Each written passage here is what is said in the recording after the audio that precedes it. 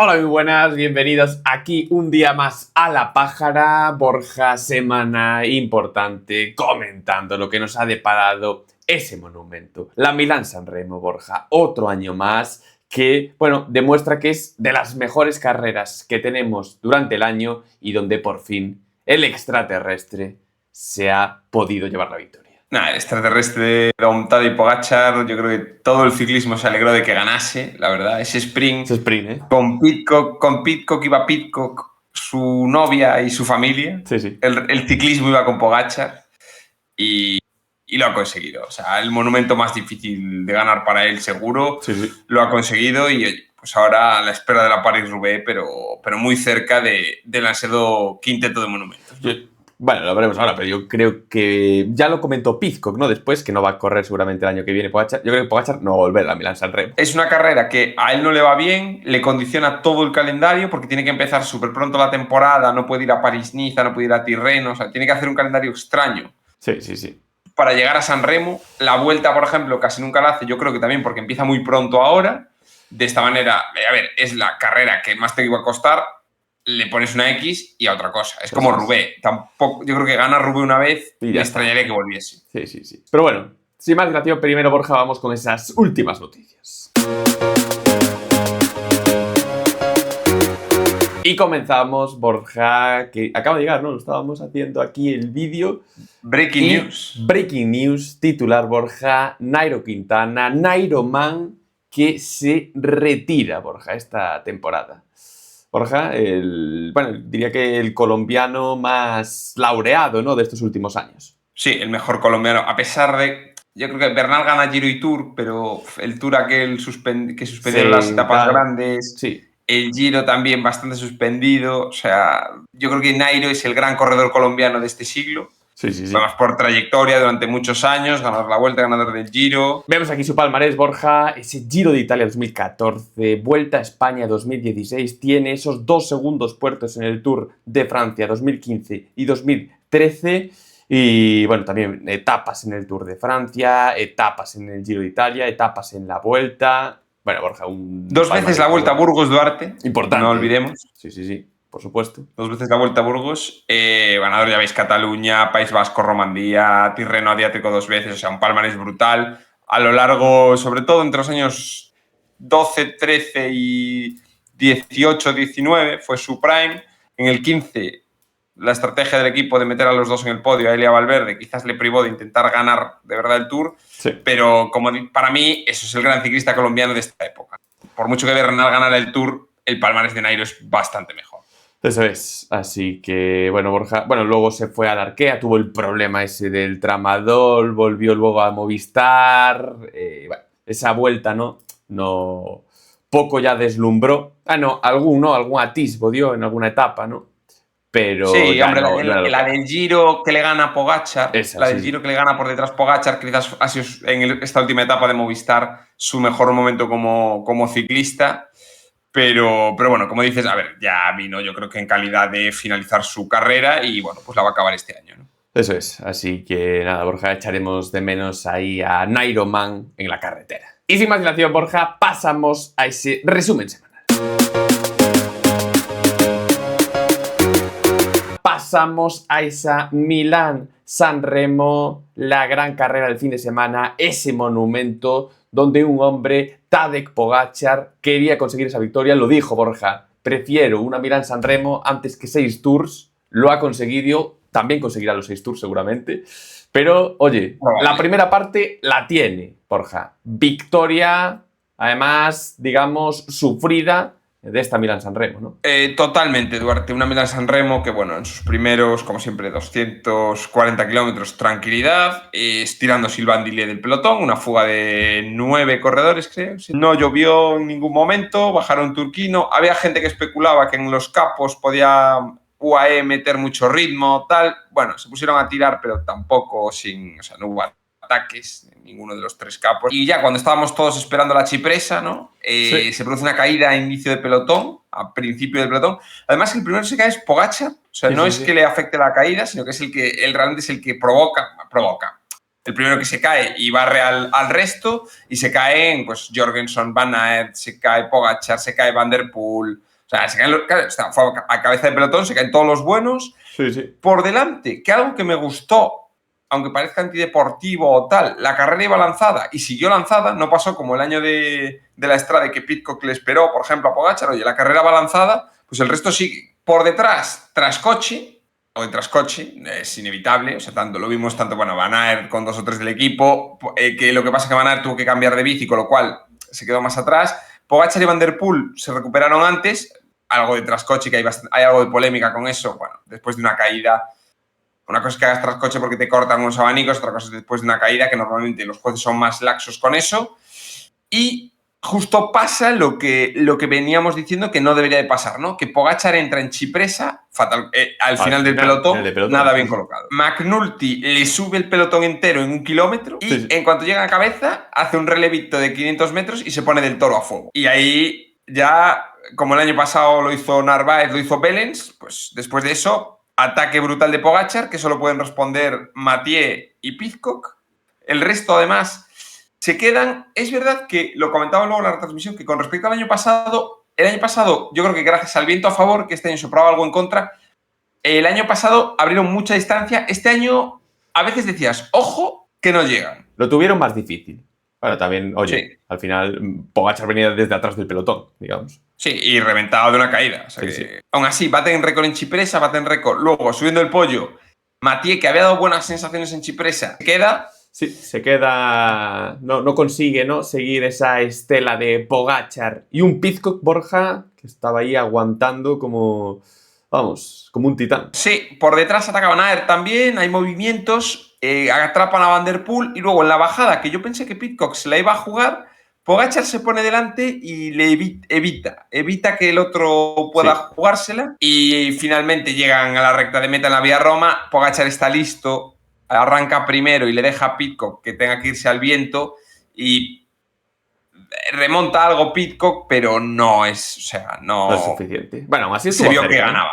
Sí, o sea, sí, se veía estuvo que cerca, pero se vio que ganaba. Y por detrás, Borja, bueno, finalmente Borja, esa victoria de Tadej Pogačar, bueno, tremenda al sprint, eso casi, bueno, una foto finish, lo que se necesitaba contra Pidcock. Y lo voy diciendo, por detrás teníamos a un Van Aert, ¿no? Que había atacado, le estaba pisando los talones el pelotón, pero finalmente pudo entrar Borja y acabar en ese podio. Carrerón de Van Aert también, que recordemos venía de caída y él de encima tuvo que cambiar de bici, perdió casi 1 minuto con el pelotón y desde atrás el equipo, evidentemente, etc. Pero el tío no espera el sprint, ataca y también buena machada de Wout, que oye, pues yo creo que es un corredor que su único monumento es la San Remo y yo diría que puede ganar, o sea, es su mejor monumento para ganar. Porque yo ya en monumentos duros como Tour de Flandes o Roubaix, creo que en Roubaix todavía con suerte y tal puede ser, pero en Flandes no le veo ganando, mientras que aquí, oye, pues ha demostrado que un año que no venga Pogačar, Pidcock solo no se va en Chipresa. No. Entonces, si no está Pogačar, está todo más abierto. Sí, 100%. Claro, si no está Pogačar, te la estás jugando en el pollo y tal, que ahí un tío como Van Aert puede aguantar y puede volver a ganar. O sea, bien sea un sprint masivo, bien sea un sprint de grupito, yo creo que Van Aert tiene más posibilidades.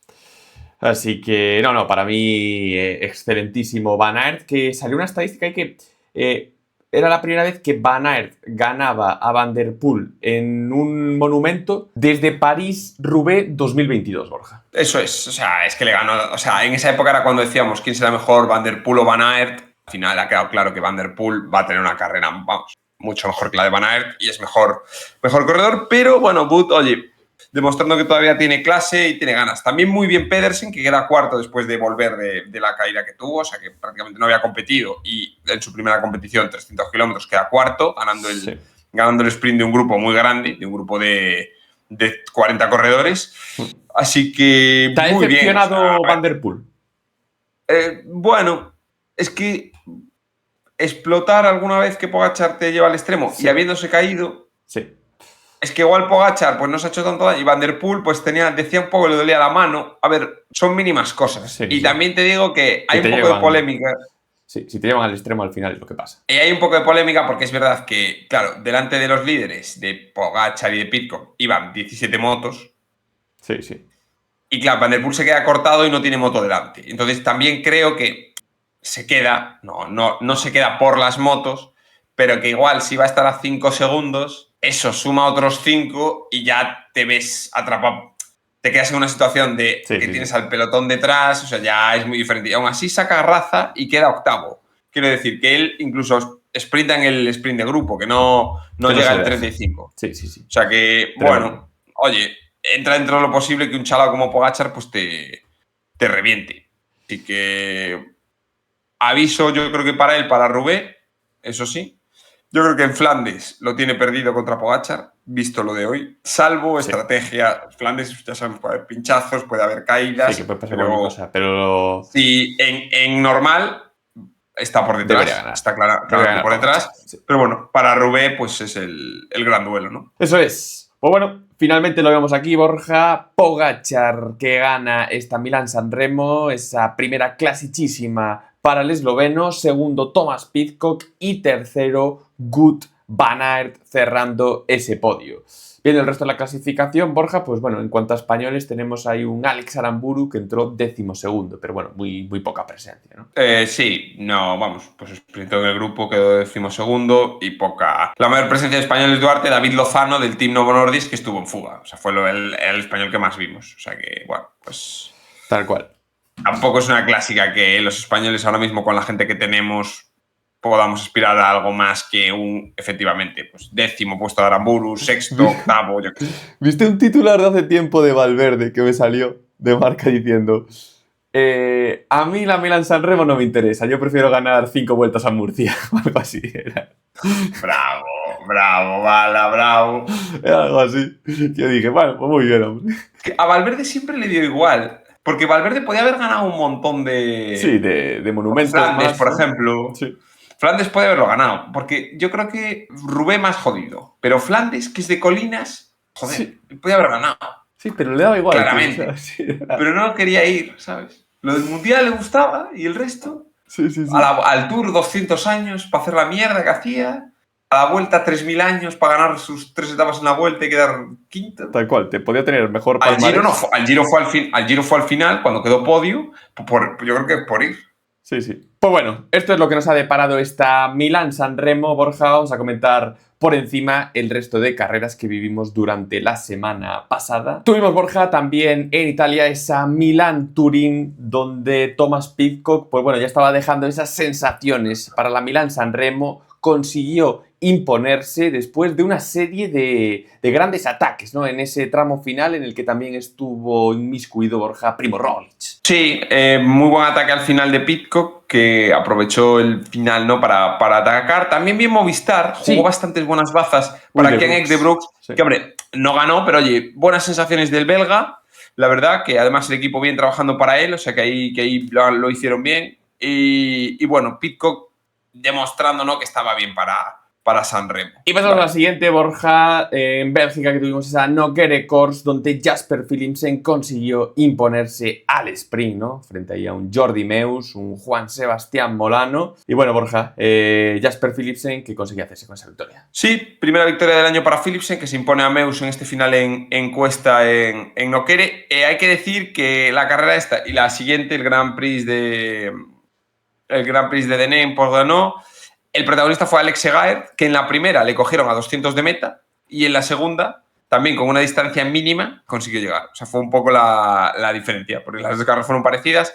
Estuvo bien la persecución, sobre todo en la primera, hombre, era emocionante, ¿no? Porque era Segaer contra el pelotón, pero en la segunda, Segaer y Hagenes, el corredor del que también lo hizo muy bien en Les Amans del Visma, iba y parecía de un Ironman, que no se podían coger rebufo, porque iba Hagenes y a 3 segundos o así iba Segaer, que Sí. no le quería coger. Entonces, cuando le coge, le ataca. O sea, Sí, iba aguantando. teatrillo total. Y al final consiguió, ya veis, con 2 segundos. Es verdad, lleva un pelín más, ¿no? Celebró, pero bueno, le benefició, yo creo que comparado con la Nokere, que el final no era encuesta, que era llano. Entonces ahí aguantó bien la distancia con el pelotón, que no le pudo que no le pudo alcanzar. Y luego tuvimos el doblete en Bélgica con la Bredene Goxaide, que la verdad, carrera por olvidar. No pasó nada, hubo una fuga, pero no había viento, no había nada, o sea, nada. 200 kilómetros, ¿no? Sí. De aburrimiento, y ganó el sprint Groenewegen, la verdad que un sprint muy bueno, y demuestra su forma ganando hoy, estamos grabando domingo, ganando el Gran Premio Jean-Pierre Montserrat, esta vez tragándose a los de la fuga en meta. O sea, de hecho, los dos siguientes son de la fuga, o sea, se los traga en meta directamente. O sea, ni siquiera es que le cojan 200 metros antes, es que en pleno sprint, al final, consigue coger a los de la fuga, y él, porque ya veis que Zixen, Aniolowski, Mauri Capiot, o sea, hay sprinters que quedan por detrás de algunos de los fugados. Así que bueno, pequeñas clásicas en Bélgica que siguen la temporada. Pues bueno, esto es lo que nos ha deparado esta semana. Y sin más dilación, pasamos a esos premios semanales. Y comenzamos, Borja, con la pájara. Borja, bueno, esa decepción de la semana que se le hemos querido dar, no lo hemos comentado, Borja, pero ese Movistar en la carrera de Terres de l'Ebre, donde era el único equipo World Tour y no quedaron ni en el top 10. Sí, es verdad que fueron con mucho del filial. Juanpe fue en fuga, pero Enric Mas, por ejemplo, quedó el 50. O sea, no sé. Sobre todo que luego estas carreras te hacen falta para el descenso. O sea, estas carreras son las típicas que tú tienes que ganar. Sí. Porque son 1.1, son carreras que no va nadie. Tienes que ganar o incluso no ganar. O sea, es que igual tienes que meter a 3 en top 10 para sumar puntos porque luego tú en el Tour no eres capaz. Y bueno, pues vemos que desastre. De cara al patrocinador, o sea, es lo de siempre. De cara al ciclismo clásico dirías, pues normal que aquí lleven a la gente así un poco más de foguearse. Pero en el ciclismo de hoy de los puntos, dejarte aquí y no conseguir ninguno, sí. Peligroso. Posición 33, Javier Cubillas es el primero. O sea que, Borja, toque de atención para el equipo telefónico. Pasamos al bala mejor español de la semana, que, bueno, pues es de esta misma carrera. La verdad, no han tampoco destacado mucho en las grandes carreras los españoles, así que queremos destacar a José Manuel Díaz del Burgos, que consiguió imponerse en esta carrera, ¿no? Sí, al final, oye, corredor español que gana, comparado con el resto de actuaciones, que ya, como hemos dicho, tampoco ha habido grandes méritos, pues oye, victoria. Pues, por ejemplo, el Burgos, pues bien, va con sus mejores corredores, va ahí, también estaba Jesús Herrada, Chumil. Oye, es que es una carrera en la que luego te suma muchos puntos para estos equipos para luego subir en la clasificación. Así que, pues muy bien el Burgos, muy bien José Manuel Díaz. Y también bien John Aguirre y Berrade, ¿no? Que el Kern Pharma, por cierto, que no lo hemos comentado en noticias, deja de patrocinar Kern Pharma al equipo. Veremos si encuentran, esperemos, hombre, por el bien del ciclismo español, que encuentre el sustituto. Y por último, el Caníbal, que estaba difícil la decisión, ¿no, Borja? La verdad que estábamos ahí dudando. Estábamos Groenewegen, Alex Segaer, estaba ahí. El propio José Manuel Díaz. El propio José Manuel Díaz tenía también muchos puntos, pero finalmente se lo hemos querido dar a Tadej Pogačar. Borja, primera clasiquísima, primera Milán-San Remo, suma y sigue este hombre, no defrauda, o sea, el tío sigue superándose. Eso es, o sea, además es que increíble, o sea, porque justo lo gana el año que se cae, o sea, porque todos lo pensamos. ¿No? Sí. Una vez se cayó, dices, ya no puede ganar, porque ya no va a entrar en Chipres adelante, entonces ya no va a poder hacer la diferencia, o sea, pues da igual. Se cae, se levanta, tiene el maillot reventado, le da lo mismo todo. Tremendo. O sea, sigue sorprendiendo lo de este hombre. Pues bueno, sigue acumulando récords. Lo que le queda a Borja ahora, París-Roubaix y ya no sé qué más, ¿eh? O sea, es un hombre París-Roubaix le queda por ganar a San Sebastián, decían, así de grande, de carreras relevantes. La Vuelta y, hombre, el quinto Tour, ¿no? Eso es. Pero vamos, que lo puedo ventilar todo eso. Todo esto que digo... Sí. Acaba el año y puede tenerlo, ¿eh? O sea, tampoco... Que no... Sí. Es un hombre que antes de cumplir los 30 puede haber conseguido todos los récords. Lo único que no puede conseguir es el oro olímpico, pero porque no hay Olimpiadas este año. Eso es. Pero... Y pasamos a las carreras de la semana que viene, Borja, marcada, bueno, por, diría, 3 grandes carreras, sobre todo, y una de ellas, la más importante, porque Borja... Es el comienzo, ¿no?, de la temporada de un hombre que llevábamos esperando aquí desde mediados de enero, que comenzamos los resúmenes semanales diciendo cuándo comenzará este hombre. se lo ha tomado con calma, pero va a aparecer, Borja, esa Volta a Cataluña con Mikel Landa. Sí, primera cosa que me enfada de Pro Cycling, pone Top Competitors Y no me mete a Mikel. y no aparece. O sea, mal. Bueno, mejor. Si va de tapado, mejor, Borja. Sí, eso también es verdad. Carrera, bueno, ahora comentaremos un poco las etapas, pero carrera a nivel de participación increíble. Locura, ¿eh? O sea, sí. Está Jonas, falta Pogačar. Sí, Porque está Jonas Vingegaard. Renko, tenemos un Joe Almeida, Thomas Pidcock, que vemos ahí cómo viene, Jay Vine, Oscar a Lipovic, que no lo destacan, pero porque igual va de líder Renko, pero Lipovic es un segundo, vamos, el podio en el Tour. Tal cual. Va Esquielmos, va Derecki, va Félix Gal y Richitello, van los dos, va Oscar Only, va Carlos Rodríguez, lo comentabas tú, Lenny también, o sea, es que todos los Carapaz en el EF, Enrique y Kian en el Movistar, o sea, Ben O'Connor en el Jacobs, estamos hablando de que prácticamente los líderes de los equipos en el Tour, quitando Pogačar, van a esta vuelta a Cataluña, o sea que a nivel de clasificación general, brutal la participación que han conseguido juntar. Eso es. Coméntanos, Borja, en cuanto a las etapas, un poco por encima. Las etapas, la primera es parecida, yo creo que el año pasado hubo una muy similar, que, bueno, más bien para buscavidas, ¿no? Tampoco sprinters, yo creo, porque el puerto de primera, aunque es poca pendiente, pero yo creo que luego hay mucho repecho, ahí lo vemos, en la parte final, con lo cual sprint de grupo no va a haber, puede ser que llegue un pelotón corto o escapados. Etapa 2, también bastante rompepiernas. Tampoco el nivel de sprinters es muy alto, con lo cual puedes decir, oye, pues puede llegar un sprint, pero también te puede llegar una pequeña fuga. La etapa 3 sí que quizás más clara de sprinters, porque es verdad que empieza bastante con montaña, duro, pero luego se suaviza todo. Llanea mucho, o sea que de hecho acaba en la costa, acaba al lado de Reus, o sea que parece que la 3 claramente sí que de sprinters. Y luego ya empezamos un poco la parte dura, la parte donde los favoritos se van a tener que pegar para ver quién gana, que es la subida a Valter 2000, 8 kilómetros al 7,6%, etapa unipuerto, eso sí, prácticamente, porque bueno, comentan aquí puertos, pero son subidas, o sea, no es puerto como tal. Y Valter, que vemos que tiene un par de kilómetros un poco más suaves, pero es una subida con kilómetros al 9, al 8 y pico, al 11 al principio de la subida, o sea que, duro. Que cuidado. Y lo importante, si llega a más de 2.100 metros, que eso siempre hace daño. Y luego empezamos con doblete de etapas, la 5 y la 6, que la verdad que dos muy buenas etapas, quizás la 6 un poco más dura que la 5, pero las dos con grandes encadenados. Ahí lo vemos, la 5 de la SEO hasta el Col de Pal, que vemos que son todo subidas. Es verdad que la última subida es larga, menos dura igual que otras, pero muy larga, 16 kilómetros al 7%. Y luego superar los 2.000 metros, también. Otra vez, eso es. Y después de puertos quizás los anteriores no muy largos, quitando el último que es 7, pero como vemos ni un metro llano.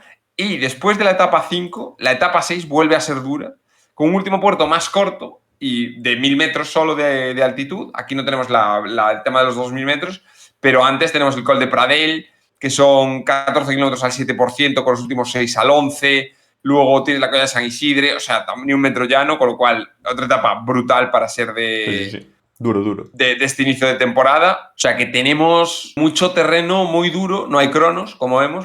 Y la séptima, bueno, la clásica de alrededor de Montjuic, que normalmente no suele servir para definir la general, ya viene definida de antes, y aquí hay pocas diferencias, aunque bueno, es una etapa buena para un Remco, alguien así que pueda animarse a ganar. Pero como vemos, mucha dureza. O sea, mucha dureza. Hay 2 días muy duros y un tercer día, como es Valter, también bastante duro. Sí, o sea que yo creo que van a marcar sobre todo esa carrera y lo que dices tú. Al final van a llegar aquí a Barcelona y yo creo que las diferencias van a ser, diría, amplias, ¿no? Va a haber, con toda la dureza deberían ser amplias. Las etapas son duras, porque no es como antes en la Vuelta a Cataluña que llegabas allá a la Molina, que era medio sprint, aunque era una subida, era medio sprint. O sea, ha habido años que quizás la montaña, a pesar de estar cerca de los Pirineos, no era muy dura, entonces las diferencias eran pequeñas. Pero dado cómo son estos recorridos, duro. Jolín, tiene pinta de ser una carrera dura con muchas diferencias. Hay que decir que, por ejemplo, en Valter, estoy viendo ahora el tiempo, 9 menos 7, el jueves da nieve.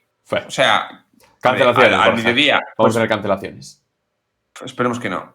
Al mediodía, evidentemente, pues dan 7 grados, o sea, que pero el jueves, por ejemplo, -3, arriba. O sea, que va a hacer frío. Veremos si no hay cancelaciones, esperemos que no, pero, y si no las hay, pero que va a ser un tiempo de frío, cuidado. Cuidado, los corredores, que somos vinagres, no le gusta mucho el frío, por ejemplo.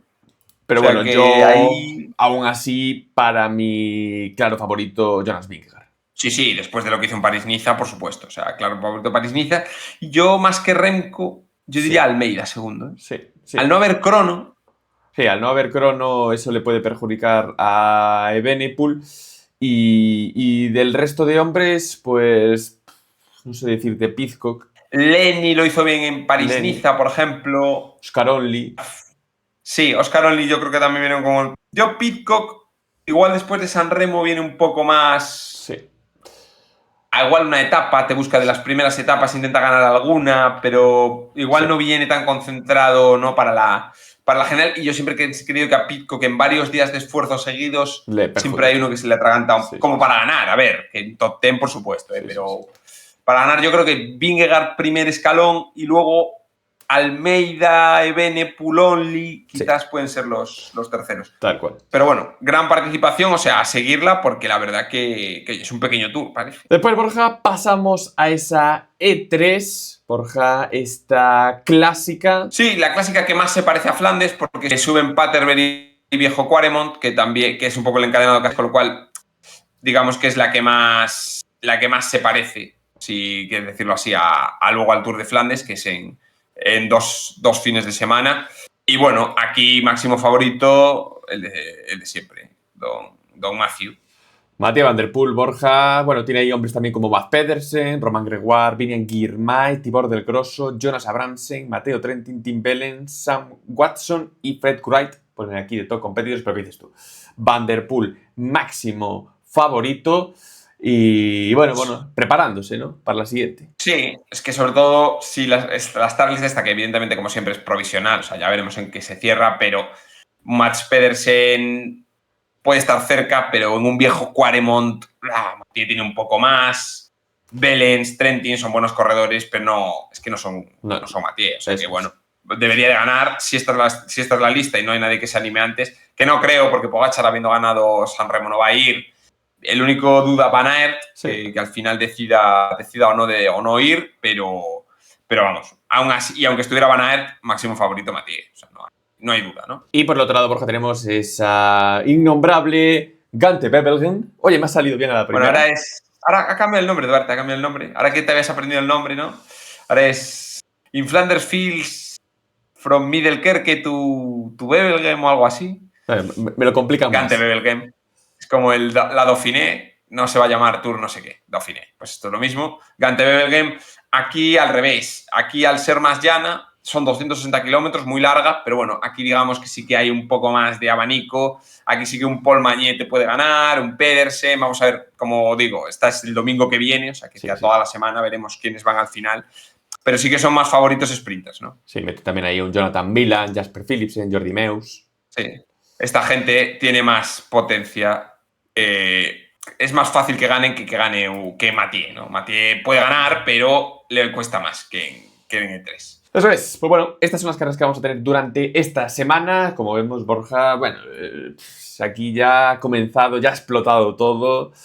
Tuvimos ese monumento, esa clasichísima, ahora con esta semana esa Volta a Cataluña que parece un Tour de Francia. Así que, oye, a disfrutar del ciclismo. Seguimos así, Borja, se va acercando poquito a poco ese Giro de Italia. Y nada más, Borja, sobre todo también disfrutar de un hombre, ¿no? A ver cómo está, esas sensaciones que nos deja Don Mikel Landa en esta Volta a Cataluña. Eso es, Duarte. Porque ahora sí que sí, Duarte, recuerda que el landismo sigue vivo.